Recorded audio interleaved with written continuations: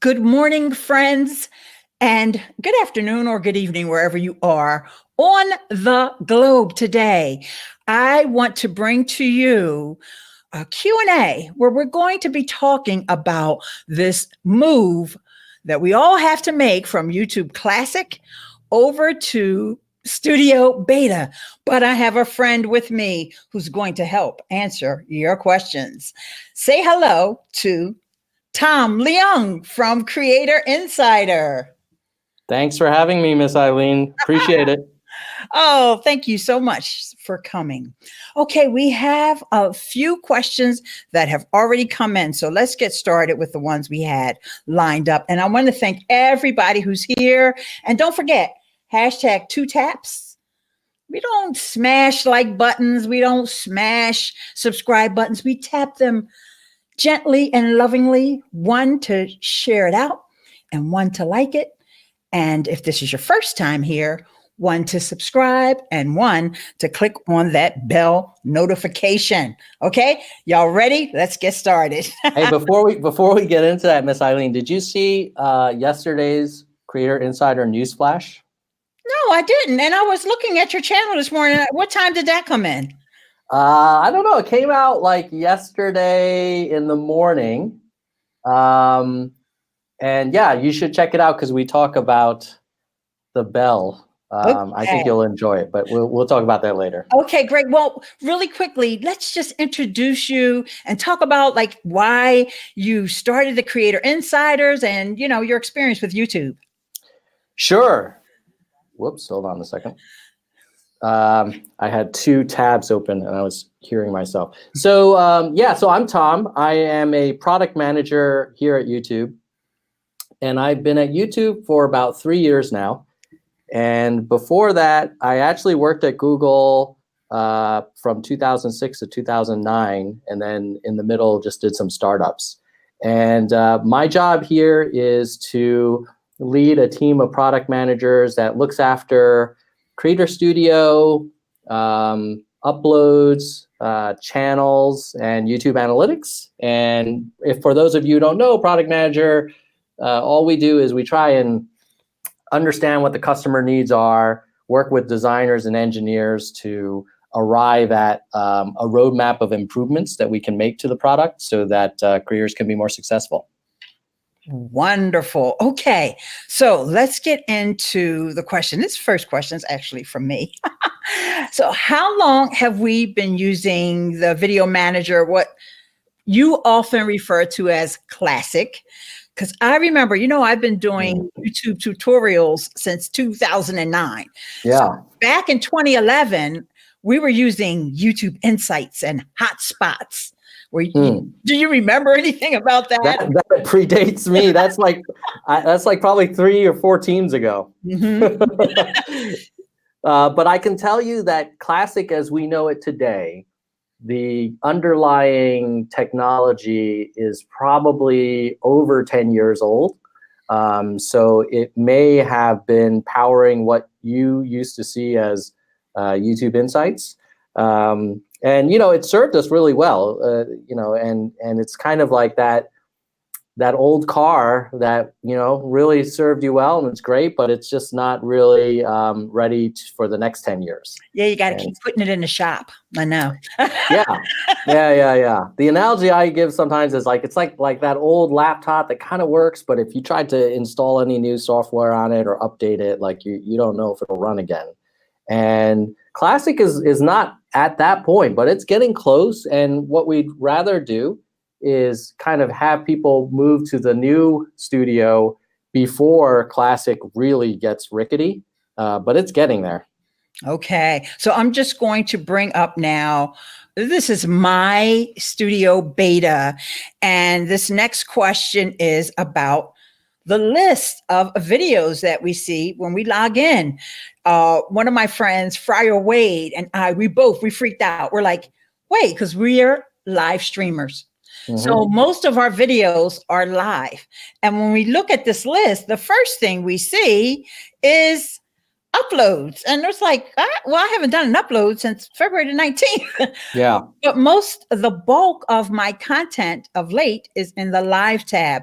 So is it possible that we can go back to just getting everything in one location and then maybe toggling back and forth? Yeah. Yeah, it's a great question. The original design was actually to have it all in one list. And then we did some user testing, and some creators were saying, hey, I actually think about my my VODs and live streams separately, and I don't want them all mixed together. So that's why we did this tabbed approach. I think in the long run, what we'll likely have is a universal tab that you're defaulted to that has everything. And then maybe you can filter it by type, or you can tab across to see very specific ones. So to answer your question, I think there will be a day where you can see it all in one place.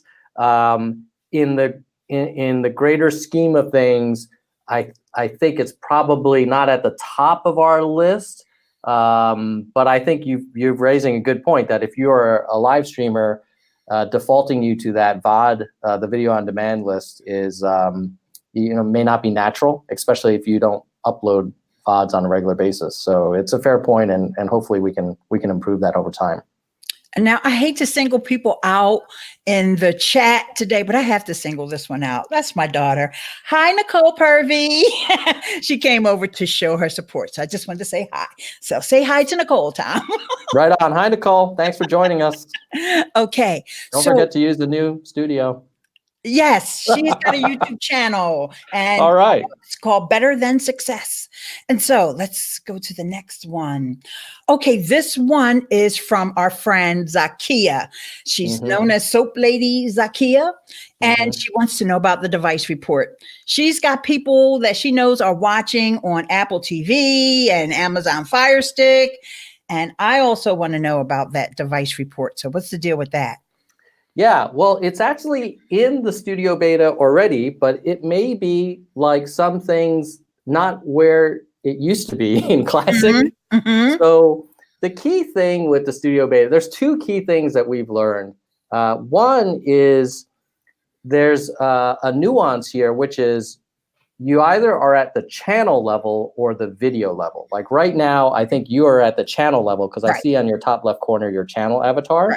Right. But if you were to click on the title of any of those videos, I'll click you would then enter the video level. See the top left corner change. And what that means is all of the options on the left are specific to that video. Yes. But now I'm glad you talked about that. You left a comment on my video about that. Yeah. So like if you go to analytics now on the left-hand side, you're going to deep dive into analytics just for that video. Okay. Which would show you something that's different than what you would have seen if you clicked on analytics at the channel level. Right. So that's number one, is always be mindful of whether you're at the channel or the video level. And we know we need to make that clearer, but since I'm here, I just want to mention that to you. Okay, great. The second thing is you asked about the device report, right? So if you click on that See More link underneath the little orange line, above, if you move up, because I'm on the view, I'm on the Reach Viewers report now. Yeah, okay. Right? And then this See More. This See More. Okay. Now you click on that. Okay. And now you see a device type. Yay!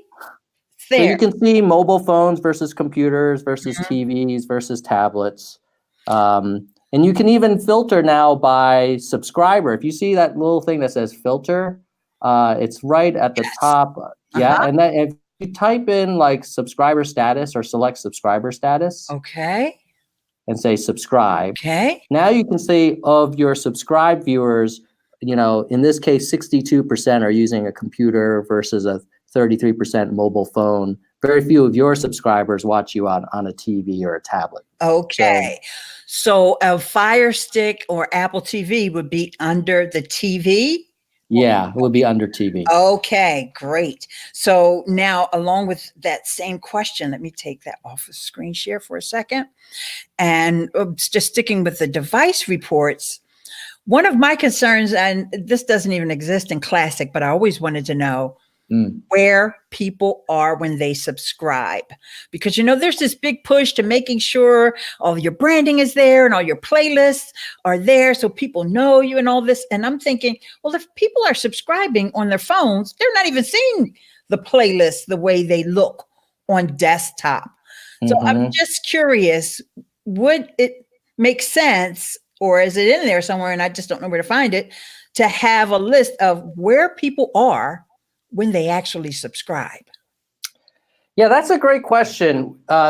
We don't currently provide that level of granularity, but it does talk about another related issue, which is what videos are driving the most subscriptions.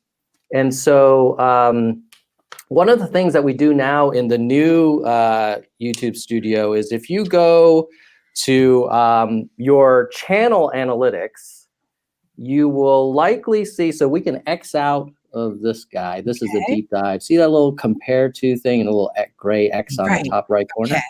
Let's click that little X, the X above like a few inches. There you go. Yeah. Okay, so now we're just gonna, and if you click the left arrow that says, let's make the move. See that little left gray arrow? We're going to go back up to the channel level. Okay, great. Okay, now we're at the channel level. Now we click on analytics on the left-hand side. And what's cool here is, okay, what would happen is this is like a summary of how your channel has been performing. For some channels, we're able to show a smart headline. Have you ever seen that on your YouTube studio experience where it has like a little description of how you've been doing? No, I did not pay that attention if it was there. Okay. So we do have that new feature. It doesn't apply to all accounts. Sometimes we don't have enough data. Gotcha. But at the beginning of the month, we will provide for some channels a summary of, hey, your channel has been growing way above normal. And the best part is it'll say, these are the videos that drove the most subscriptions. Because sometimes it's different than what's driving the most views. There's something that get a lot of views, but for some reason they don't get a lot of subscriptions. Maybe they're just interesting to your current subscribers. But to circle back to your original question, we don't give currently granularity on where exactly people subscribed. It's an interesting ask. So we'll definitely take that kind of back to the team. Right now, we're kind of focused on helping people understand what content is driving the most subscriptions. Well, yes. And, you know, that also because of the live streaming piece for me and for those who do regular live streams, I think that also kind of helps because, you know, if they're watching your live stream and they do subscribe, because we're really able to give that call to action during the stream, right? And whereas if people are just watching or uploaded, so it would be a whole different comparison of where people are subscribing. So I just think that it would be really helpful. But no, I think that's a great point. And it's a nuance that maybe didn't occur to me until you brought it up. So I'm definitely going to take that back to the team. Okay, great. So now playlist analytics. Have I not dived down deep enough? Yeah. So let's see if we can find it together. If we go back to your analytics, and you go to, I think if you scroll down to reach viewers, so let's scroll down this page, suggested videos, keep scrolling down. All right, please see playlist. So now there should be a little see more underneath that card. There is. Okay. If you click that, now you're taken to this deep dive experience. You see that little playlist option right to the, it's on the right-hand side, to the left of the more. It's where the device thing used to be. Yeah, to the left. If you go. Okay. Gotcha. There you go. All right. All right. So that, I hope those are lists of your playlists. Yes, they are. And it'll show you how many views are from each. And you can like click and unclick those different playlists to highlight specific ones or just see the total or whatever you want to do. Yay. Okay. So it was there. It was just hiding. Okay. So let's get X out of that so we can go on to the next question here. All right. Oh, this is from our friend Brian G. Johnson. And he wanted to know if we will be adding relative retention into Studio Beta. And I honestly, I never really paid this report any attention. And so I asked Brian to share a screenshot with me of his report. And so let's see. What is, I think I know what he means, but maybe you can show it. Let's see if I can share Brian's screenshot. We love having Brian as part of the community here. So let's go into different screen share and get that up. Okay. So let me take the question down. And okay. So it's under audience retention. We're in the classic. And it's when he's on a specific video and there is an absolute audience retention and a relative audience retention. He's so good with these diagrams. He's like, yeah, right here. So well, let me show you the current audience retention capability in Studio Beta, and then you know, hopefully that addresses. All right, let's go into back to my Studio Beta. Yep, go back to Studio Beta. Okay. And now we're at the channel level. So we need to go back down deep. If you click on any of the easiest thing is go back to the videos list on the left-hand side. And click and then click on any recent video you had. Okay. And now click on analytics on the left-hand side. So now we're at the video level. We're diving into video level at analytics. And you see that audience retention card there. Underneath, it's like halfway down. Okay, yeah, if you click see more, all right, what we show is where people drop off and sort of the little upward bumps are where they might rewind. And if you actually click on any of those locations on that blue chart, the video will usually kind of change and you'll see, they were really interested in this part or that part. Oh, they liked when I was showing you. There you go. So that's the current audience retention. Okay. I'm not sure if maybe what Brian's asking about is like comparing audience retention across multiple videos. But this is a current support for audience retention in Studio Beta. I think what we've done in general with features that we've moved from Classic is we've tried to make some improvements. But there are some instances where we said, wow, you know, Classic is a 10-year-old product. We may not need to move every single feature over because the trade-off is for every time we're moving an old feature over, we're not able to build a new feature. So as an example, we added like impressions and click-through rate and unique viewers. Those are brand new things that never existed in Classic. And so that's kind of the balancing act we're trying to do. But we also are very kind of careful about listening to customer feedback. So one of the things that people were saying recently was like, hey, I missed having more real-time data. And so hopefully in the next few weeks, we'll be adding some more real-time data in the YouTube Studio Analytics. And I think we're actually going to add more real-time data than is in Classic. So that's an example where, hey, we thought, you know, five videos of real-time data was sufficient. Customers were saying, hey, no, I missed you know, Classic where you could actually have 25. And so then we said, all right, fine, let's give them 30. I do remember you mentioning that, and yeah, 2 weeks ago video. Yeah, that's right, and that's going to be it's in final quality assurance now. It should be out in a few weeks. Great.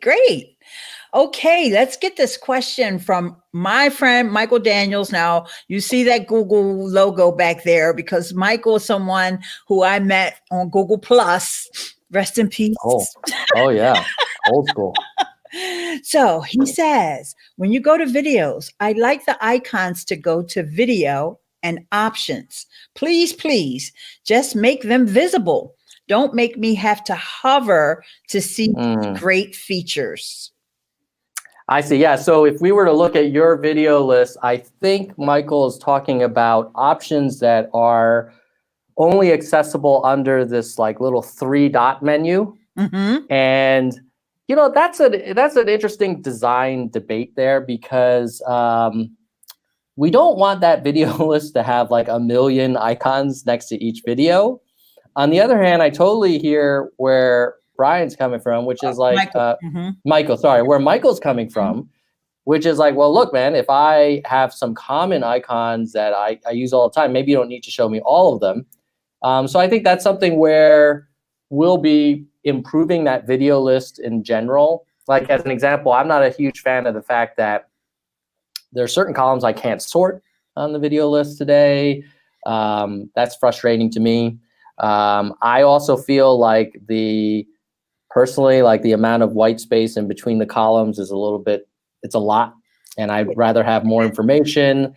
But you know, we're a collaborative company culture here. So there's a lot of people that have different perspectives, and we also do a lot of user testing.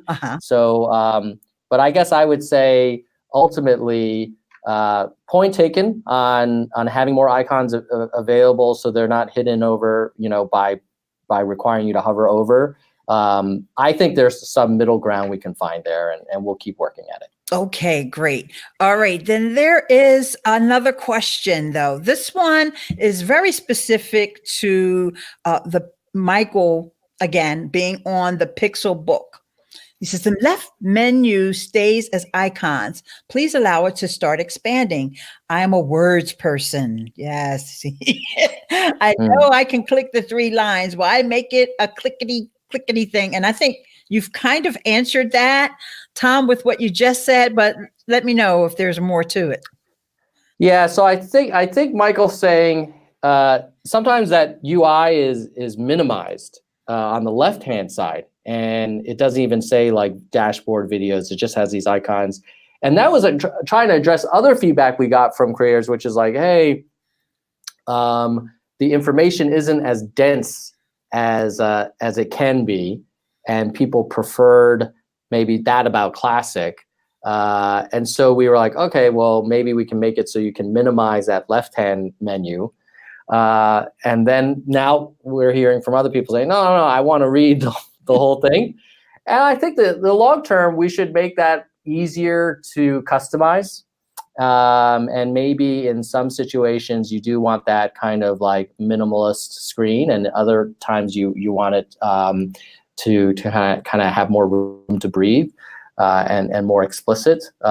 So I guess one thing I would say is the Studio Beta is an investment we're going to be making for many, many, many years.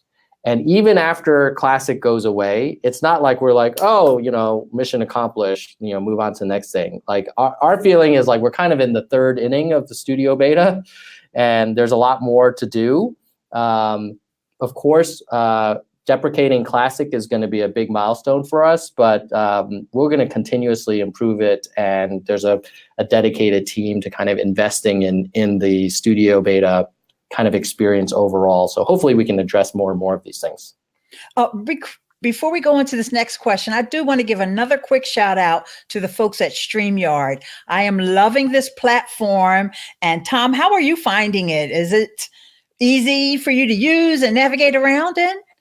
Yeah, you just sent me a link. I clicked on it, and I actually was prepared to have to install a bunch of stuff and try and figure it out and restart my computer. It's just click and it just worked. Yeah. Sure you give approval for your cam.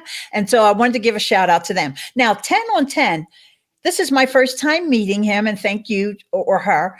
And we were having conversation back and forth in chat. So then he responded to Paul Peck Drywall, because he said that he felt that the end screens were more difficult. And Tom and I are like, well, wait, it was the same. But now his question is, I was unable to set the bar properly in place where I wanted end screens to start from. When I moved it, all the elements also shifted from place. So I think that that's a bug.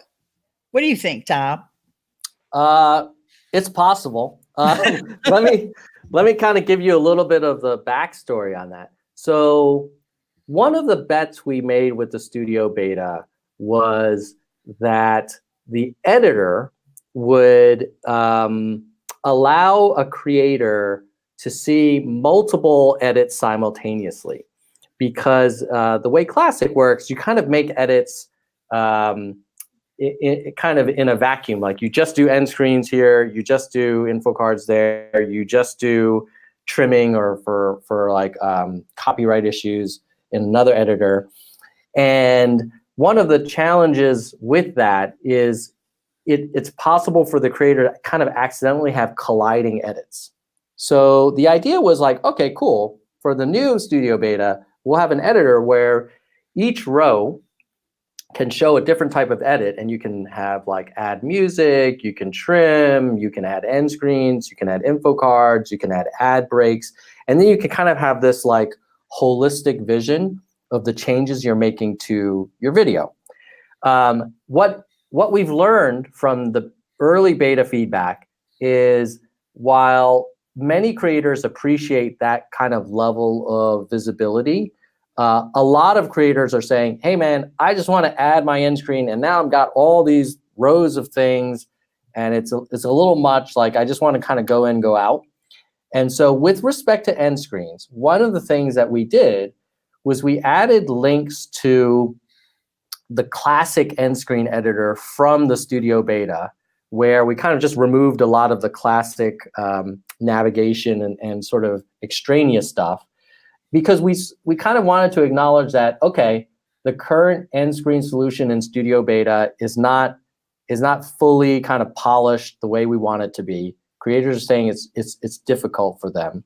So let's bring back the Classic end screen editor while we kind of continue improving the studio beta editor.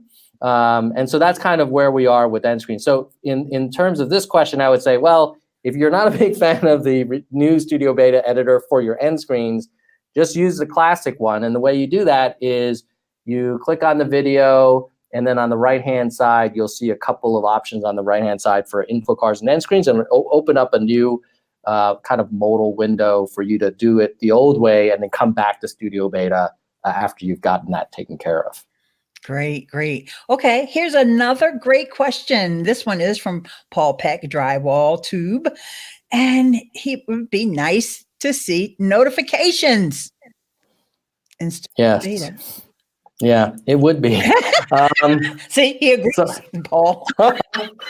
Yeah, there's a. I don't know if this is too inside baseball, but I'll just kind of share a little bit of the story behind it. So one of the challenges with the Classic studio notifications is it tends to mix the viewer notifications, like when you subscribe to another channel or someone replies to a comment that you made on someone else's channel, versus like the creator notifications, which are very, very relevant for your specific channel. So what we are planning on doing is having a notifications card in the studio beta dashboard, which will initially just focus on the most important notifications for your channel. Like if there's anything that has to do with copyright or monetization or community guidelines, those are things that you want to know right away, and you don't want to kind of bury that somewhere. But over time, I think we can expand that notifications experience to include all types of notifications, again, relevant to your channel, but maybe make it, ideally, if I had a magic wand, like it could be maybe grouped by priority, it could be filterable, and it could persist. Because one of the other challenges with notifications today is like, you see something, it goes away, and then you're like, oh, what happened? It's not a good sort of kind of way to see a notification you may have gotten yesterday that you dismissed, and you want to kind of see it and go back to it. So TLDR is, I hear you. We are going to bring notifications into the studio beta. We want to do it in a more intelligent way so that we can help creators save time and it will be more useful. But in the meantime, I appreciate you guys bearing with us. Well, there was a question earlier, and I'm not sure who asked it, but I said, you know what? I'll ask. Is there a timeline for when Classic is going away? Now, I already told the person you probably would not say, even if there was one. But I figure I would just go ahead and ask, and hopefully you don't mind.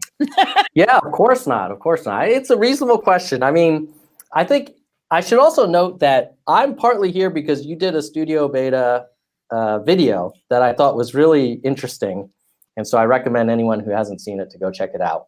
Yeah, I stumbled upon it it was actually over my weekend, and I just started watching it. I was watching it with my kids, who were very upset with me because they're like, hey, how come you're making her struggle with your new product? Oh, I love them. I love them. I said, come on, guys. Whose side are you on? So at any rate, in terms of the date, I think you were right in your video where you're like, hey, they keep talking about it. Like, it's coming. You know, there's going to be a time where we don't, it's not in anyone's interest to support two platforms simultaneously. Like, it's very expensive to keep Classic around and keep making improvements to Studio Beta. You basically kind of divide your engineering team into two. And as I mentioned earlier, Classic is getting more and more brittle. So it's increasingly expensive to maintain it. No team at YouTube wants to build a new feature into Classic. It's just so old. So there will be a point where we say, hey, I think it's time to make the leap. But we're also being judicious about that. And that's why we kind of started with the Studio Beta as like totally optional, opt-in only. And then now we're kind of defaulting channels into it, but there's still a way to come back to Classic. And the next step will probably be maybe removing general access to Classic, but some sort of embedded features like that end screen editor may stay around for a little longer. You asked for a specific date. I would be surprised if Classic were still broadly available by the end of this year. Okay. But it's not, you know, it's not going to be something where we just kind of like yank it out like overnight and it's like a big surprise. I'm hopeful. We've been trying to communicate and encourage. One thing I will say is a lot of creators have said to me, or like on Twitter and stuff, like, oh, I'm never going to use it until they, you know, pry it from my hands, kind of thing. I get that. I get that.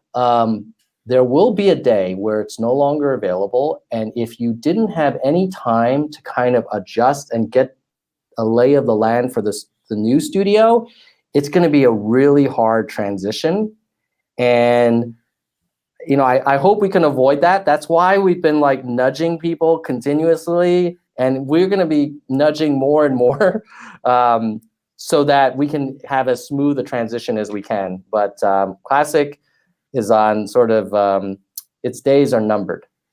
Thank you so much for being, you know, so transparent about that. And that's why I got so excited when you actually saw my video, for one, and then you said, let's do a Q&A, because, you know, I know we're all feeling this pain, guys. Everybody that's here in the chat live, and if you're watching this in replay, is one of those things where, like Tom said, you know, this old technology that Video Manager, aka Classic, is built on, it just doesn't make sense for us to, you know, stick with that when we can do more, learn more about our audience with the tools that they are building into Studio Beta.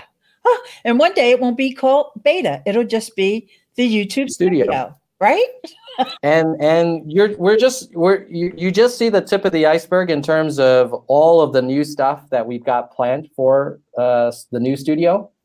And so I think over time, people will look at Classic and say, hey, yeah, that was great for its time, but it doesn't have nearly the power and the capabilities of the new studio. We're kind of still in a transition now. I get it that there are things that we need to improve in Studio. But But there are a lot of things that you just can't get, like the snapshot report, or like I mentioned, the CTR, or the known issues card, or coming soon, we're going to have a important notifications card. So there's all these new things that just won't be available in Classic. Okay, so let's see if you can give us, everybody, people have been here for hours waiting for you to come on. Give us a little sneak peek of something that might be coming next that you didn't get a chance to talk about on your channel yet. Or tell us about what you talked about yesterday. Oh, I can't tell you, but you're going to have to watch yesterday's video. Oh, okay, well, give us a sneak peek. But I will tell you, I'm actually here in the middle of a major planning meeting, and I've got about, we have about 15 to 20 teams across YouTube meeting us today and the next few days about sort of studio long-term planning. And basically the way I would describe it is we're going to bring in all creator-facing features into the new studio so that creators have a everything creator kind of hub for being successful on YouTube. So as an example, today, if you use the community posts feature, like you have to go to your channel page and you kind of find this tab and then you do the post there. I have it bookmarked. Yeah, you got a bookmark, and then there's no analytics about it. Nope. And it's just sort of all kind of like spread out. And similarly, you could argue live streaming is not well integrated either. So a lot of what we're going to be doing in the near future is starting to consolidate and converge most YouTube creator-facing features to be accessible from Studio Beta. The other thing that you're going to see is a continued investment in improved analytics. And a lot of the analytics work is around, one, explaining what happened in just plain English or natural language. And two, starting to explore around recommendations. So things that you may want to consider doing. So rather than just telling you what happened in the past, providing opportunities for you to kind of grow your channel faster based on data analysis that we do on your behalf. So those are some things we're looking at. There's a lot. Well, I like to personally thank you for helping me grow my channel faster. Anytime. By sharing my last video, and of course by being here today. And I just want to thank you so very much. And I think it's awesome that YouTube had decided to start the Creator Insider channel. I see you guys, especially in the beginning, going through all the struggles that we go through when we're getting our channels up and running. And it's really important for you guys to see that. And I'm glad that you were able to take back a lot of data and a lot of pain points to the team. Yeah, and we force ourselves only to use the Studio Beta, so we know a lot of the sort of weak points, and that's why I'm very empathetic when creators say, hey, I wish this could be better. And sometimes I'm like, yeah, I totally agree. We got to fix that. So the Creator Insider has been a great way for us as a product development team to kind of like walk in the shoes of a creator. Now, obviously, we have some advantages because we can promote it in the product and such, but it does give us a little bit of a taste for what it's like to be a creator.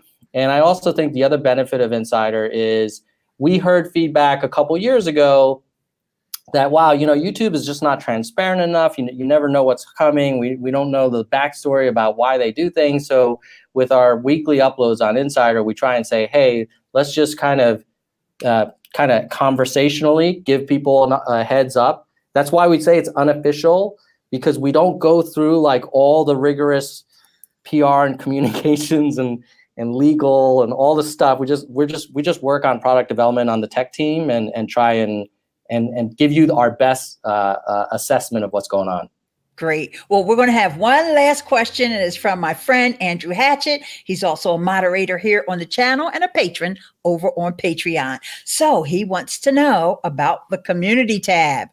I love it when you guys give perks to folks that have been around for a while. Mm-hmm. But I would love it even if you gave a perk, just one perk, to folks that they don't have a big channel or subscribers, or they haven't been around even, you know what I mean? So like Andrew's been on YouTube for years.